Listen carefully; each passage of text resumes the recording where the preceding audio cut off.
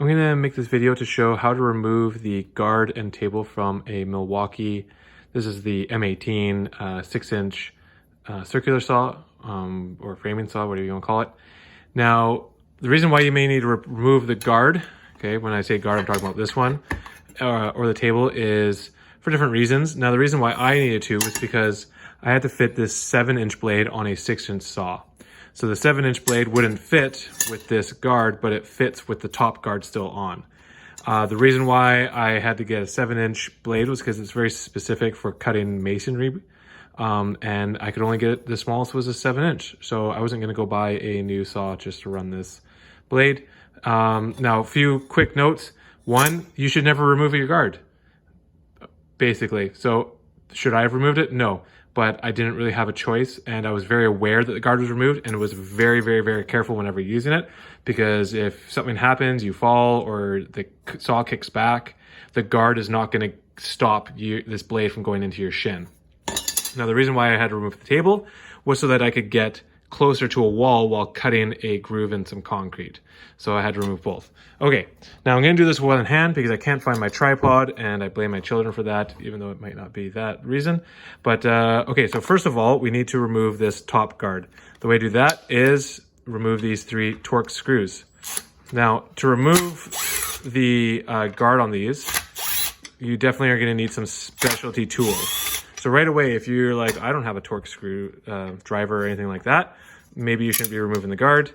But anyways, if you do have the specialty tools, it's fairly straightforward. Okay, so top guard is now off. Okay, put that aside. Now, next thing that you're gonna need to do is remove the blade. I've already loosened it because I only have one hand. Just as a side tip, many people probably haven't realized that the actual Allen key is in the top right here. Okay, so there's a little spot. Come on, where is it? There we go. That this actually will slide into once you get in the right position, and that will slide in and hold position there. Okay, so remove your blade, which could be step 1 if you really wanted to, but either way. Okay, so blade removed. And underneath the blade, you're gonna see that there is a snap ring. So the snap ring is right there with the 2 little holes in it, and you need special snap ring pliers to get it out. Could you do it without them? Probably. Could you do it with one hand? No. And that is why.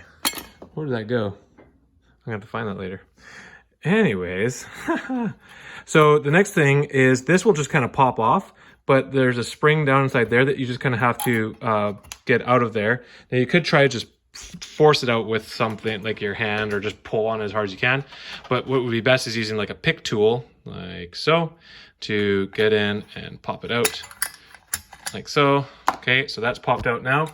And then lastly, you need to loosen the table so that it can fully extend, like that. I gotta get that back down so it's out of my way. There we go. Fully extend the table, and there. So not bad considering I'm only using one hand. Now, to get the table off, one thing you have to do is you have to get this pin out.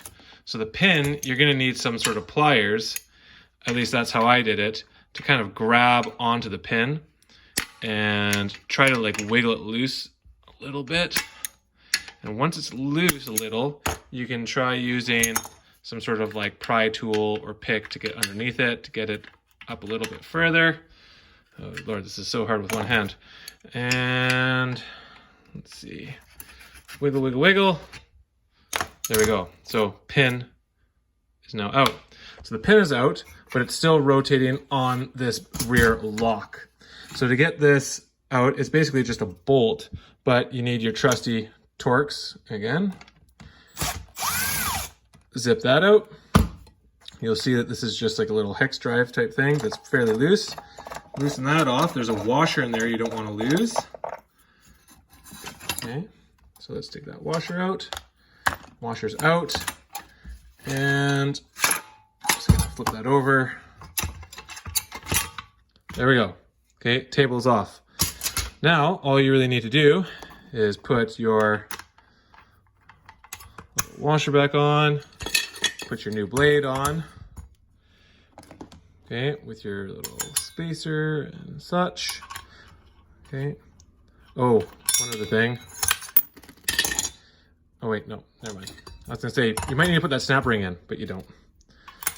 Anyways, you'd have to find it first. That's gonna be my next task. It's okay, I have a stockpile snap ring, so it's okay. Just for that reason.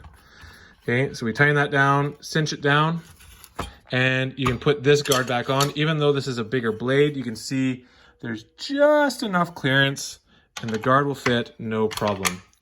So again, this would be, don't forget to put those screws in. So now you can see there's a lot more room. So if you're going up to a wall or something like that with the masonry blade, you can do that. Fits the larger blade, etc., etc. So you can take the table off, you can take the guard off or the guard off and all that kind of stuff very easily with this, as long as you have the few special tools. Okay, I hope that helped somebody who is trying to figure out how to do this. And I need to go now to find that snap ring. So thanks for watching.